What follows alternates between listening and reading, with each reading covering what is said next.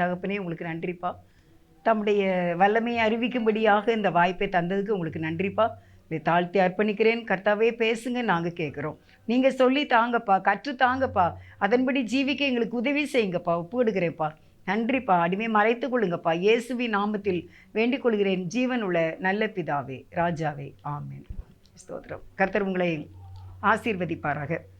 இந்த நாளிலே உங்களுக்கு ஒரு சாட்சியோடு இந்த செய்தியை நான் எடுக்கிறேன். ஒரு வீட்டில் கடுமையான ஒரு பஞ்சம். அந்த காலத்தில் இது ரொம்ப வருஷத்துக்கு முன்னால் நடந்த ஒரு ஜீவனுள்ள ஒரு சாட்சி. அப்போ அவர்கள் ரொம்ப பஞ்சம், பிள்ளைகளுக்கு பசிக்கு பணம் கொடுக்கணும், சாப்பாடு கொடுக்க முடியல. கஷ்டமான சூழ்நிலையில் அவங்க ரேஷன் கடையில் அரிசி வாங்கி அந்த அரிசியை பொங்கியிருக்காங்க. அதில் பார்த்திங்கன்னா அந்த அரிசியில் ஏராளமான புழு வண்டுலாம் இருக்குமா அந்த காலத்தில். ஆனாலும் அதையெல்லாம் நல்லா கை பார்த்து சோறு பொங்கிட்டு இருக்காங்க. சோறு பொங்கிக்கிட்டு இருக்கும்போது அவங்க பக்கத்து வீட்டில் வந்து என்ன சொன்னாங்க அப்படின்னா, எங்கேயோ ரேஷன் அரிசி சோறு பொங்கிக்கிட்டு இருக்காங்க, நாத்தம் தாங்க முடியலை, எப்படி தான் இந்த சோறை சாப்பிடுவாங்களோ தெரில, ரேஷன் அரிசியில் என்னமா நாத்தம் அடிக்குது, எப்படி சாப்பிடுவாங்கன்னு தெரியலையே அப்படின்னு சொல்லி அவங்க பேசியிருக்காங்க. அவங்களா பேசியிருக்காங்க, இவங்ககிட்ட சண்டை செய்யல, அவங்களா தனியாக பேசியிருக்காங்க. அப்பொழுது இவங்களுக்கு மனசுக்கு ரொம்ப கஷ்டமாயிட்டான். ஆண்டவரே, ஒரு நாற்றம் எடுத்த அரிசி நாங்கள் சாப்பிட்டு கொண்டு இருக்கின்றோம், எங்களுக்கு உதவி செய்யப்பா அப்படின்னு சொல்லி கேட்டாங்களாம். ஆனால் இதில் ஒரு நல்ல ஒரு காரியம் என்ன அப்படின்னா, நான் உங்களை தானப்பா வணங்குறேன், ஏப்பா எனக்கு மட்டும் இப்படி என்னை இப்படி வெளியே இப்படி நிந்திக்கிறாங்களாப்பா, இப்படி கேவலமாக பேசுகிறாங்களாப்பா, என்ன நீங்கள் எதுக்குப்பா இப்படிலாம் எங்களை ஒப்பு கொடுத்தீங்க அப்படின்லாம் அவங்க கேட்கவே இல்லையா. ஆச்சரியமாக இருக்குல்ல. அப்படிலாம் கேட்கல. அப்பா அப்படி அவங்க கதவெல்லாம் பூட்டிட்டு தான் இந்த சாப்பாடு செய்வாங்களாம்மா. அப்படி இருந்துமே அந்த வாடை என்ன செய்திருக்கு, அவங்க பக்கத்து வீட்டு வரைக்கும் அந்த அரிசி சோறு வந்து நாற்று எடுத்திருக்கு. உடனே இவங்க ஜன்னலை திறந்து வானத்தை பார்த்து சொன்னாங்களாம், ஆண்டவரே, இந்த சூழ்நிலையை எங்களுக்கு மாற்றி போடுங்கப்பா, இந்த நாற்றம் எடுத்த அரிசியின் குழந்தைகளும் என்னுடைய கணவரும் நானும் சாப்பிடணுமே, மாற்றி போடுங்க ராஜா, உடைய கரத்தில் கொடுக்குறேன் ராஜா அப்படின்னு சொல்லிட்டு கதவை பூட்டிட்டாங்களாம். பூட்டிட்டு அவங்க நினச்சாங்களாம், பைபிள் வாசிப்போம், இந்த சோறு வேகிறதுக்கு ரொம்ப நேரம் ஆகுமா, அதனால் பைபிள் வாசிக்கலாம் அப்படின்னு சொல்லிட்டு அவங்க பைபிளை எடுத்து வாசித்திருக்காங்க. கர்த்தர் உயிர் உள்ளவர், அவர் அந்த சகோதரியோடு பேசியிருக்கிறார். உங்களுக்கு நான் வாசிக்கிறேன். எசேக்கியேல் 36வது அதிகாரம் 30வது வசனம். நீங்கள் இனிமேல் ஜாதிகளுக்குள்ளே பஞ்சத்தினால் உண்டாகும் நிந்தையை அடையாதபடிக்கு விருட்சத்தின் கனிகளையும் வயலின் பலன்களையும் பெருக பண்ணுவேன். ஆமென். நீங்கள் இனிமேல் ஜாதிகளுக்குள்ளே பஞ்சத்தினால் உண்டாகும் நிந்தையை அடையாதபடிக்கு விருட்சத்தின் கனியையும் வயலின் பலனையும் பெருக பண்ணுவேன். வயலின் பலன் என்ன? நெல், பழங்கள் உனக்கு தருவேன். நீ இனிமேல் ஜாதிகளுக்குள்ளே இப்படி பஞ்சத்தில் இருக்கிற நிந்தையை நீ அடைய மாட்ட. இந்த இவங்களுடைய சூழ்நிலைக்கு தக்கதாக கர்த்தர் எப்படி பேசி இருக்கிறார், எனக்கு இதுதான் ரொம்ப ஆச்சரியமாக இருக்குது. ஆண்டவர் எவ்வளவு சமீபமாக இருக்கின்றார், அவர் பார்க்குறார். ஆனால் நம்ம பிள்ளை ஏதாவது குறை சொல்லுமா நம்மளை? ஆனால் அந்த பிள்ளை சொல்லலையே. என் பிள்ளை தன்னுடைய நிலைமையை தான் என்கிட்ட சொல்லுது. அதனால் நான் இன்றைக்கு வாக்கு கொடுக்கிறேன். என்ன வாக்கு கொடுக்க? நீ இனிமேல் பஞ்சத்தினால இருக்கிற நிந்தையை நீ என்ன செய்ய மாட்ட, அடைய மாட்டேன். உனக்கு வயலின் பலனை நான் தருவேன் உனக்கு அப்படின்னு சொல்லி ஆண்டவர் பேசினாங்களாம். பார்த்துக்கோங்க. அன்றைக்கு தான் கடைசியாக அவங்க ஃபஸ்ட் அண்ட் லாஸ்ட்டு அந்த ரேஷன் அரிசியை பொங்குனது அன்னைக்கு தானா. அதுக்கு பிறகு அப்போலாம் 100 கிலோ மூடை தான் அரிசி, இப்போ 25 கிலோ வருதுல்ல, 5 கிலோ அரிசி வருதுல்ல, 10 கிலோ பாக்கெட்டு, அப்படிலாம் அந்த காலத்தில் கிடையாதாம்மா. அப்போ 100 கிலோ தான் எடுக்கணும். 100 கிலோ மூடை எடுத்து வீட்டில் கொண்டு இறக்கி வச்சுட்டாங்க. அவங்க நினச்சாங்களாம், ஏசப்பா உங்களுடைய வார்த்தை அன்னைக்கே ஃபஸ்ட் அண்ட் லாஸ்ட்டாக இருந்திருக்க, அதுக்கு பிறகு இப்படி நான் ஒரு ஆசீர்வாதம்மா, இது என்னப்பா, புழுவு வண்டுவு கிடந்த சோறை சாப்பிட்ட எங்களுக்கு அடுத்த நாள் இவ்வளவா, எத்தனை மடங்கு, 1 கிலோ அரிசி நம்ம பொங்குவோமா, அதுக்கு இத்தனை மடங்காப்பா, நன்றிப்பா நன்றிப்பா, உங்களை கையெடுக்கப்பா அப்படின்னு சொல்லி இன்றைக்கு அவங்க யாருக்காவது மாதம் மாதம் அரிசி வாங்கி கொடுப்பாங்களாமா. நம்ம ஒரு காலத்தில் சோத்துக்கு கஷ்டப்பட்டோம், இப்போ நம்ம கஷ்டப்படக்கூடாதுன்னு சொல்லி அவங்களுடைய பிள்ளைகள் மற்றவங்களுக்கு அரிசி வாங்கி கொடுக்காங்களாமா. அல்லேலூயா அல்லேலூயா. என்ன சொல்ல வரேன் அப்படின்னா, ஏசப்பா மட்டும் எதுவும் சொல்லிடாதீங்க. அந்த பாதையில் நம்ம பிள்ளை எப்படி இருக்குன்னு தான் ஆண்டவர் பார்ப்பாங்க. அதை பொறுமையோடு சகிக்கிறவங்களுக்கு ஆசீர்வாதம் வெயிட்டிங்கில் தான் நிற்கும். கண்ணீரை காண்கிறவர் கதவண்டை நிற்கிறார், உன் அருகே நிற்கிறார் என்று தான் வேதம் சொல்கிறது. கூடவே இருக்கிறேன் என்று கர்த்தர் சொல்கிறார். இந்த சாட்சியை இந்த இடத்துல வந்தவுடனே எனக்கு இதை மறக்காமல் சொல்லணும்னு தோணுச்சு. அதனால் சொல்லியிருக்கேன். உங்களுடைய நிந்தையை மாற்றி போடுவார், உங்களுடைய நெருக்கத்தை மாற்றி போடுவார். ஏசப்பாவை மட்டும் ராஜாவை மட்டும் எதுவும் சொல்லிடாதீங்க. எனக்கு மட்டும் ஏன் இப்படி செய்கிறீங்க, என்ன அப்படி நாங்கள் என்ன பாவம் செய்துட்டோம் அப்படின்னு சொல்லிடாதீங்க. அப்பாவுக்கு நன்றி மட்டும் சொல்லுங்கள். தேவன் உங்களை நடத்துவார், உங்களை கைவிட மாட்டார். தலைப்பு என்ன கொடுத்துருக்கேன் அப்படின்னா, நல்ல மரம் கெட்ட கனிகளை கொடுக்க மாட்டாது என்ற செய்தி இன்றைக்கு நாம் பார்க்கலாம். நல்ல மரம் கெட்ட கனிகளை கொடுக்க மாட்டாது. மத்தேயு எழுதின சுவிசேஷம் 7வது அதிகாரம் 18வது வசனம். மத்தேயு 7:18. நல்ல மரம் கெட்ட கனிகளை கொடுக்க மாட்டாது, கெட்ட மரம் நல்ல கனிகளை கொடுக்க மாட்டாது. அல்லேலூயா. நல்ல மரம் கெட்ட கனிகளை கொடுக்க மாட்டாது, கெட்ட மரம் நல்ல கனிகளை கொடுக்க மாட்டாது. அப்போ இன்றைக்கு நாம் எப்படிப்பட்ட ஒரு மரமாக இருக்கின்றோம்? நல்ல மரம் நல்ல கனியை தான் கொடுக்கும். ஆப்பிள் மரத்தில் இருந்து நம்ம பாகக்காயை பறிக்க முடியுமா? முடியாது. அதே மாதிரி ஒரு கெட்ட மரம், வேப்ப மரம் இருக்குது, கசக்கும். அந்த வேப்ப மரத்தில் நீங்கள் திராட்சை பழத்தை பறிக்க முடியுமா? அப்படி தொடர்ந்து அந்த வசனம் அப்படி தான் வருது. மத்தேயு 7:16. அவர்களுடைய கனிகளினாலே அவர்களை அறிவீர்கள். முட்செடிகளில் திராட்சை பழங்களையும் முட்பூண்டுகளில் அத்திப்பழங்களையும் பறிக்கிறீர்களா? முட்செடியில் ஆண்டவர் எப்படி கேட்குறார்? நல்ல அந்த வசனத்தை கவனிச்சுக்கோங்க. மத்தேயு 7:16 அவர்களுடைய கனிகளினாலே அவர்களை அறியலாம். நல்ல மரம் நல்ல கனியை கொடுக்கும். அப்போ இது நல்ல மரம், இது ஆப்பிள் மரம் அப்படின்னு கண்டுபிடிச்சிக்கலாம். இது மாம்பழம், அது கனியை வச்சு தான் நம்மளை கண்டுபிடிக்க முடியும். அதே போல் பிசாசின் பிள்ளைகள் இன்னார் என்றும் தேவனுடைய பிள்ளைகள் இன்னார் என்றும் நம்முடைய வாழ்க்கையை வைத்து தான் அறிய முடியும். இப்போ இதில் ஒரு சின்ன விளக்கம் என்ன அப்படின்னா, முட்செடிகளில் திராட்சை பழங்களையும், செடி என்ன செடினா எப்படி, ஒரு குத்துச்செடி, இந்த செடியில் திராட்சை பழத்தை பறிக்க முடியுமா? இங்கே நம்ம பூக்களை பறிக்கலாம், ஆனால் பழங்களை பறிக்க, திராட்சை பழங்களை பறிக்க முடியாது. ஏன்னா திராட்சை என்னது, கொடி. அது செடியாக இருந்து கொடியாக வந்து அந்த கொடிக்கு நல்லா இது கட்டி விட்டுருப்பாங்க, பந்தல் மாதிரி. அதில் இருந்து என்ன செய்யும், அப்படியே கொத்து கொத்தாக தொங்கும். அப்போ செடியில் இருந்து அப்படின்னு சொல்லியிருக்கு வசனம்.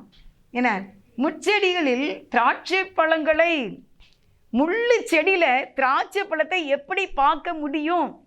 அதே போல் நம்முடைய வாழ்க்கையில் முட்செடியாக இருந்தால் நல்ல பழத்தை நம்ம ஆண்டவருக்கு கொடுக்க முடியாதுல்ல. சிறப்பான ஒரு வாழ்க்கை, ஆசீர்வாதமான ஒரு வாழ்க்கையை கொடுக்க முடியாதுல்ல. முட்செடிகளில் திராட்சை பழங்களையும் முட்பூண்டுகளில் அத்திப்பழங்களையும் பறிக்கிறார்களா? அத்திப்பழம் எப்படி இருக்குமா? ஆண்டவர் இந்த உலகத்தில் இருந்த காலத்தில் பசியோடு இருக்கும்போது ஒரு அத்திப்பழத்தை எடுத்து சாப்பிட்றலாமா.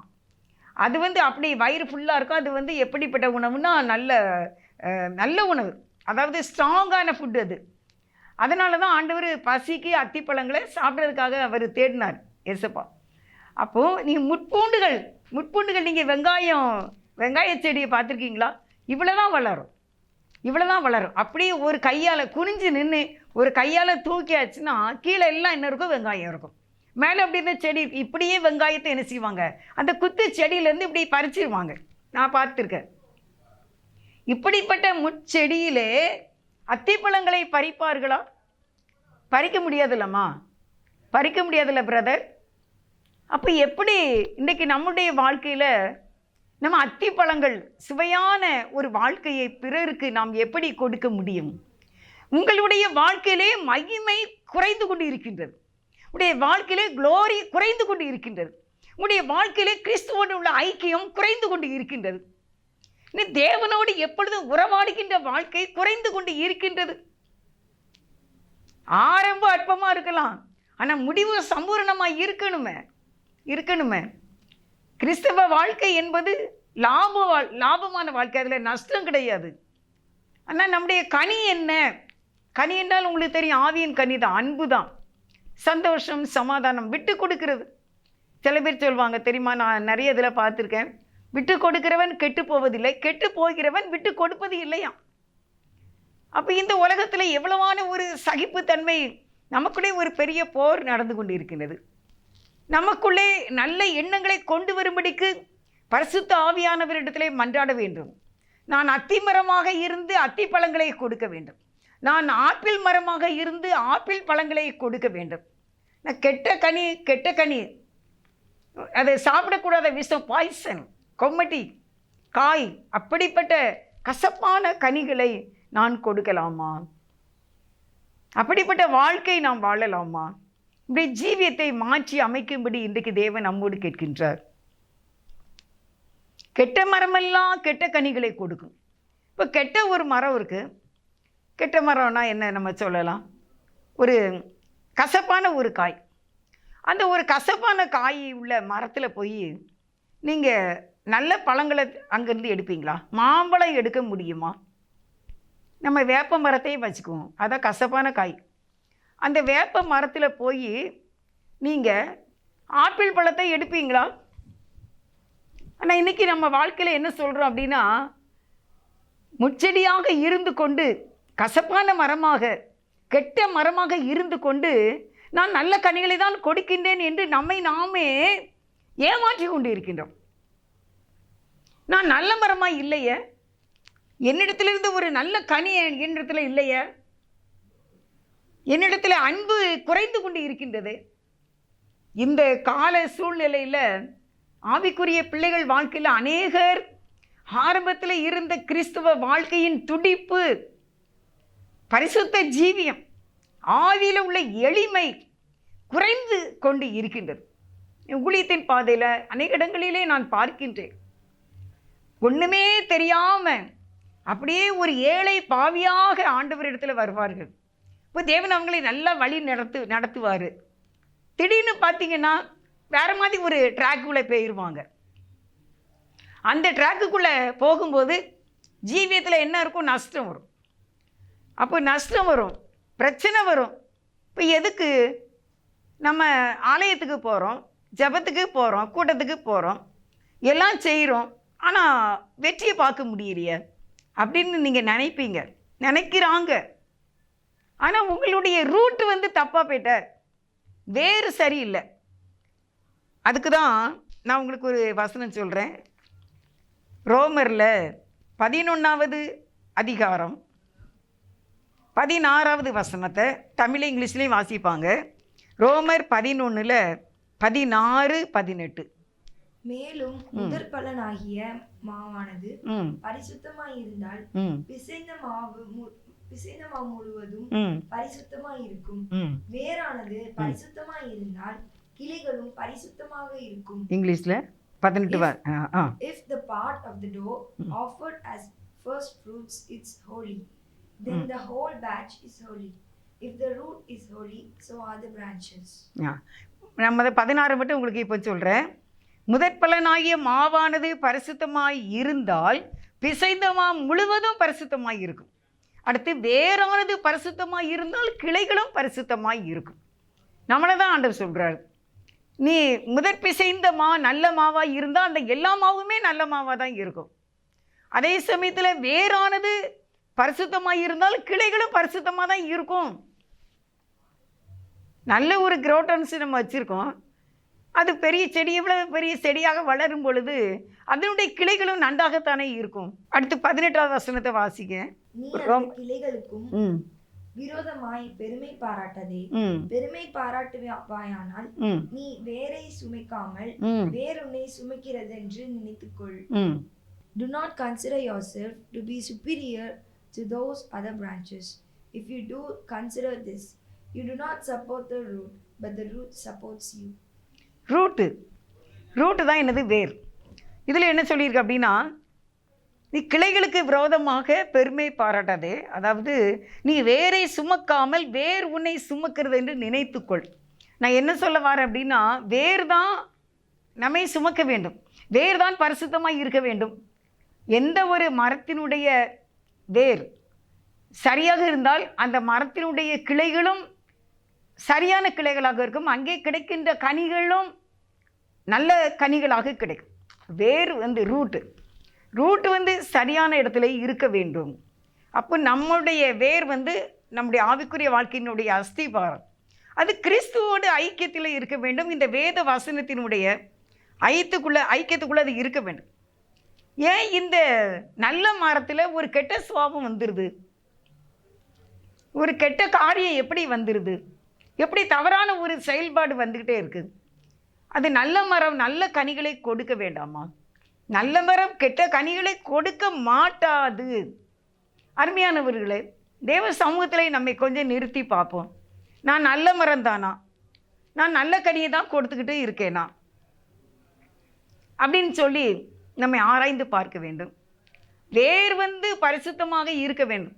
இந்த வாழ்க்கையிலே பிரச்சனைகளை சந்திக்கிறீர்கள், போராட்டங்களை சந்திக்கிறீர்கள், அது நிரந்தரமாக இருக்கக்கூடாதுல்ல.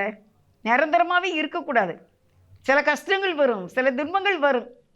3 நாள் தான் நீங்கள் ஜெபம் பண்ணுங்க, 3வது நாள் விடுதலை ஆயிரும். முதல் நாள் வீரியமாக இருக்கும், அதிகமாக ஜெபிக்கணும். 2வது நாள் அந்த வீரியம் கொஞ்சம் குறைஞ்சிரும். அந்த ப்ராப்ளம், அது வியாதியாக இருந்தால் கூட வீரியமாக இருக்கிறது 2வது நாள் குறைஞ்சிரும். 3வது நாள் நீங்கள் அதே மாதிரி ரெஸ்ட் எடுத்து ப்ரேயர் பண்ணிட்டீங்கன்னா 3வது நாள் அது அப்படியே இல்லாமலே போயிடும், வலுவிழந்து விடும். வேறு சரியாக இருந்தால், வேறு கிறிஸ்துவோடு. அதுக்கு நான் எரேமியாவில் ஒரு வசனம் எடுத்திருக்கேன். எரேமியா 17வது அதிகாரம் 8வது வசனம். அவன் தண்ணீர் அண்டையிலே நாட்டப்பட்டதும் கால்வாய் ஓரமாய் தன் வேர்களை விடுகிறதும் உஷ்ணம் வருகிறதே காணாமல் இலை பச்சையாய் இருக்கிறதும் மழை தாட்சியான வருஷத்திலும் வருத்தமின்றி தப்பாமல் கனி கொடுக்கிறதுமான மரத்தை போல் இருப்பான். இதில் என்ன அப்படின்னா, கால்வாய் ஓரமாய் தன் வேர்களை விடுகிறது, வருத்தமின்றி தப்பாமல் கனி கொடுக்கும், இலை பச்சையாய் இருக்கும். கிறிஸ்துவோடு உள்ள ஐக்கியத்திலே நீங்கள் கொஞ்சம் கூட தவறவே கூடாது. அவரோடு பழகிக்கொண்டே இருக்க வேண்டும், அவரோடு பேசிக்கொண்டே இருக்க வேண்டும். தாகம் உள்ளவன் மேலாம் தண்ணீரை ஊற்றுவார், வறண்ட நிலத்தில் ஆறுகளை ஊற்றுவார். தாகம் உள்ளவனுக்கு. நீங்கள் நாளுக்கு நாள் மந்தமான சூழ்நிலைக்குள்ளே போய் விடாதீர்கள். உங்களால் கர்த்தருக்கு எந்த பிரயோஜனமும் இருக்காது. வீட்டிலேயே நீங்கள் அனைவருக்கு ஆசீர்வாதமாக இருக்க முடியாது. அதனால் இன்றைக்கு ஆண்டவர் சொல்லுகிறார், நீ நல்ல மரமாக இருந்தால் நல்ல கனியை கொடு, கெட்ட மரமாக நீ ஆயிடக்கூடாதுன்னு ஆண்டவர் இன்றைக்கி நமக்கு சொல்கிறாங்க. மத்தேயு 7வது அதிகாரம் 16வது வசனத்தில், செடியில் பழத்தை என்ன செய்ய முடியாது, அத்திப்பழங்களை பறிக்க முடியாது. ஆவிக்குரிய குத்து செடியாக இருந்தால் இவ்வளவு பெரிய அத்திப்பழத்தை நீங்கள் எப்படி கொடுக்க முடியும்? ஆவிக்குரிய வாழ்க்கையிலே குறுகினவர்களாக இருக்கிறீர்கள். ஆனால் உலக பிரகாரமாக பறந்து வாழ வேண்டும் என்று நினைக்கிறீர்கள். உலகத்திலே கொடி கட்டி வாழ வேண்டும் என்று நினைக்கிறீர்கள். உலகத்திலே முதல்வனாக இருக்க வேண்டும் என்று விரும்புகிறீர்கள். பட்டத்தையும் பதவிகளையும் விரும்புகிறீர்கள். உலக பிரகாரமாக ஆவிக்குரிய வாழ்க்கையிலே குத்து செடியாக இருக்கிறீர்கள். அங்கே ஒரு வெங்காயமும் ஒரு வெள்ளைப்பூடும் தான் கிடைக்கும். வெள்ளைப்பூடு வெங்காயம் வச்சு என்ன செய்ய முடியும்? பழங்களினால் நிரப்ப வேண்டும். கனியை தேடுகிறார் ஆண்டவர், கனியை தேடுகிறார் வாழ்க்கையில். நல்ல மரம் நல்ல கனி, கெட்ட மரம் கெட்ட கனி. நல்ல மரமாக வாழ்ந்தால் நல்ல வேர் இருக்கும். வேர் நல்ல கனியை கொடுக்கிறதா இருந்தால், ரோமர் 11:16 சொல்லியிருக்கு, ரூட் கிளை பரிசுத்தமாக இருந்தால் பழமும் நல்ல பழத்தை கொடுக்கும். ரோமர் 11:16 நம்ம வாசித்தோம். முதல் மாவு நல்ல மாவாக இருந்தால் எல்லா மாவும் நல்ல மாவு. கிளைகள் நல்ல கிளைகளாக இருந்தால், வேர் நல்லதாக இருந்தால் கிளைகளும் பரிசுத்தமாக இருக்கும். வேறு மாதிரி ஒரு ஹேபிட் வரக்கூடாதுங்க. அப்படி என்று பண்ண விட்டுறாதீங்க. உங்களுக்கு கோபம்னா என்னென்னு தெரியாது, உங்களுக்கு பெருமைனா என்னென்னு தெரியாமல் தான் நீங்கள் வந்தீங்க ஆண்டவருக்குள்ளே. இப்போ எப்படி உங்களுக்கு கோபம் வந்துட்டு, எப்படி உங்களுக்கு வைராக்கியம் வந்துட்டு, எப்படி நமக்குள்ளே மேட்டிமை வரலாம், வர விடலாம்? க்ளோரி குறைஞ்சிரும்ல, கர்த்தருடைய ப்ரெசன்ஸு குறைஞ்சிரும்ல. அவருடைய மகிமைக்குள்ளேயே நம்ம இருக்க வேண்டுமே. கொலேசியர் 2வது அதிகாரம் 6வது வசனத்தை வாசிப்போம். ஆகையால் நீங்கள் கர்த்தராகிய கிறிஸ்து இயேசுவை ஏற்றுக்கொண்டபடியே அவருக்குள் வேறு கொண்டவர்களாகவும் அவர் மேல் கட்டப்பட்டவர்களாகவும் அவருக்குள் நடந்து கொண்டு. கர்த்தராகிய இயேசு கிறிஸ்துவை ஏற்றுக்கொண்டபடியே, நீ முதலாவது நீங்கள் கர்த்தராகிய இயேசுவை எப்படி ஏற்றுக்கொண்டீர்கள்? ஏற்றுக்கொண்டபடியே அவருக்குள், கிறிஸ்துவுக்குள் வேறு கொண்டு இயேசுவின் மேலே கட்டப்பட்டவர்களாகவும் அவருக்குள் நடந்து கொண்டு. 7ஆம் வசனம், நீங்கள் போதிக்கப்பட்டபடியே விசுவாசத்தில் உறுதிப்பட்டு ஸ்தோத்திரத்தோടെ அதிலே பெருகுவீர்களாக, வளருவீர்களாக. ஆனால் பெருக்கம் இல்லையே, வளர்ச்சி இல்லையே. நாளுக்கு நாள் என்ன செய்யணும்? உயர வேண்டும். அப்போ உலகமோ பிசாசோ மாம்சமோ ஜீவனத்தின் பெருமையோ நம்மை ஆட்கொள்வதனால நீங்கள் ஆவிக்குரிய வாழ்க்கையில் பெருக்கம் இல்லை, உலகத்திலே உள்ள காரியத்திலே பெருக்க வேண்டும் என்று நினைக்கின்றீர்கள். அதே போல் ஆவிக்குரிய வாழ்க்கையில் ஒரு பெருக்க வேண்டும் என்று நாம் நினைக்க வேண்டும். நம்ம ஜெயிக்க வேண்டும். நம்முடைய ஆவிக்குரிய வாழ்க்கையில் வேர் கரெக்டாக இருக்கணும். இயேசு கிறிஸ்துவுக்குள் தான் நம்முடைய அஸ்திவாரம் என்று வேதம் சொல்கிறது. எபிரேயர் 12:15 யாதொரு கசப்பான வேர் முளைக்காதபடி காத்துக்கொள்ளுங்க. யாதொரு கசப்பான வேர் வந்துடவே கூடாது. எரியோ பட்டணத்தை பிடிக்கும்போது எதனால் அவர்கள் தோற்று போனார்கள்? அதில் எத்தனை பேர் வந்தாங்களா தெரியுமா? 40,000 பேர். நீங்கள் வாசித்தீங்கன்னா யோசுவா 4வது அதிகாரத்தில் ஏறக்குறைய 40,000 பேர் யுத்த சன்னத்தராய் யுத்தம் பண்ணும்படி கர்த்தருக்கு முன்பாக எரிகோவின் சமனான வெளிகளுக்கு கடந்து போனார்கள். யோசுவா 4வது அதிகாரம் 13ஆம் வசனம். 40,000 பேர் யுத்தம் செய்யக்கூடிய வாலிபர்கள். அப்போது நம்ம ஏறக்குறைய 45,000 50,000 ஜனங்கள் இருக்காங்க. எகிப்திலிருந்து இஸ்ரவேல் ஜனங்கள் கடந்து வரும் பொழுது 6 லட்சம் புருஷர் மட்டும் இல்லை, இந்த 40 ஆண்டுகளுக்குள்ளாக அநேகர் பிறந்தார்கள். 6 லட்சம் மக்களுக்குள்ளே பிறந்தவர்கள். 40 ஆண்டுகளில் எவ்வளோ பிள்ளைங்க பிறந்திருப்பாங்க? அவ்வளோ பிள்ளைகள் ஆகி இப்போ வாலிபர்கள். அதான் இப்போ நம்ம ஓட்டு போடுறதுக்கு ஒரு வயசு இருக்குல்ல, அதே மாதிரி யுத்தம் சண்டை செய்யக்கூடியவங்க மட்டுமே 40,000 பேர். மற்றவங்க எவ்வளோ பேர் இருந்திருப்பாங்க? குழந்தைங்க அந்த மாதிரி. அப்போ 45 லட்சம் கிட்ட இருக்கலாம் அப்படின்னு சொல்கிறாங்க. இவ்வளோ பேர் யுத்தம் பண்ண வரும்பொழுது யுத்தத்திலேயே அவர்கள் தோற்று போகின்றார்கள். அப்போ தோற்று போகும்போது என்ன என்று யோசுவா முகங்குப்புற விழுந்து கிடக்கின்றார். கிடக்கும்போது ஆண்டவர் என்ன சொன்னாங்க அப்படின்னா 7வது அதிகாரத்தில் 10வது வசனம் வாசிக்கிறேன். அப்பொழுது கர்த்தர் யோசுவாவை நோக்கி, எழுந்திரு, நீ இப்படி முகங்குப்புற விழுந்து கிடக்கிறது என்ன? 11 இஸ்ரவேலர் பாவம் செய்தார்கள், நான் அவர்களுக்கு கட்டளையிட்ட என் உடன்படிக்கையை மீறினார்கள், சாபத்தீடானதை எடுத்துக்கொண்டதும் களவு செய்ததும் வஞ்சித்ததும் தங்கள் பண்டப்பாடிகளுக்குள்ளே வைத்ததும் உண்டே. ஒருத்தர் களவாண்டுட்டான். நீ அந்த எரியோ பட்டணத்தை தீய வச்சு நீ கொடுத்தனும் உனக்கு நான் சொல்லியிருந்தேன். ஆனால் எல்லாருக்கும் அதுதான் அறிவிக்கப்பட்டது. ஆனால் ஆகான் என்ற ஒருவன், அவன் அதிலே இருந்த தங்கங்கள், அதை நான் வாசிக்கிற பாருங்க 7வது அதிகாரத்தில் என்னலாம் 21 கொள்ளையிலே நேர்த்தியான ஒரு பாபிலோனிய சால்வை.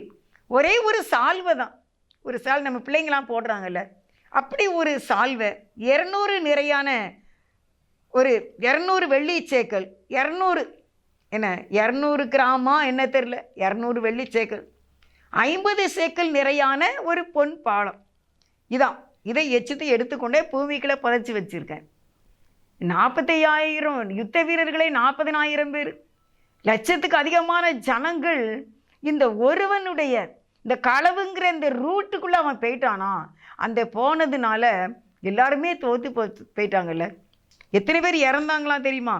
3000 பேர் ஆவியை முறியடிக்கலாம் என்று அவர்கள் அநேகர் அதில் இறந்து வேற போகிறாங்க. அதனால் ஆண்டவர் அன்றைக்கி வருத்தப்பட்டார். யோசுவா மிகவும் வருத்தப்பட்டார். வேர் என்ன களவுங்கிற வேறு அங்கே இருந்ததுனால அனைவரையும் அது பாதித்து விட்டது. அருமையானவர்களே, ஆகான் என்ற ஒருவனால் இஸ்ரவேல் ஜனங்கள் அநேகர் இறந்து போனார்கள். ஆயி பட்டணத்தை பிடிக்க முடியவில்லை. அவன் எடுத்து வைச்ச அந்த ஜாமான்களை எடுத்து எல்லாவற்றையும் அவனையே சேர்த்து அவனுடைய குடும்பத்தோடு எரித்தார்கள். அதுக்கு பிறகு மீண்டுமாக ஆயி பட்டணத்தை அவர்கள் லகுவாக பிடித்து கொண்டார்கள். இன்றைக்கி நம்முடைய ரூட் என்ன? நம்முடைய வேர் எதிலே இருக்கின்றது? நம்முடைய வேர் சரியாக கிறிஸ்துவோடு கூட இருக்கின்றதா? கிறிஸ்துவோடு ஐக்கியப்பட்டு இருக்கின்றேன். நான் என்னுடைய தனிப்பட்ட வாழ்க்கையில் நான் கிறிஸ்துவோடு நான் வாழ்ந்து கொண்டு இருக்க வேண்டும்.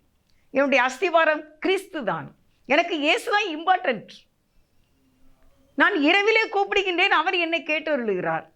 நான் மத்தியானத்தில் அவரை நோக்கி கூப்பிடுகிறேன், அவர் என்னை கேட்டருளுகின்றார். எல்லா நெருக்கத்திலும் அவர் என்னோடு நெருக்கப்படுகின்றார்.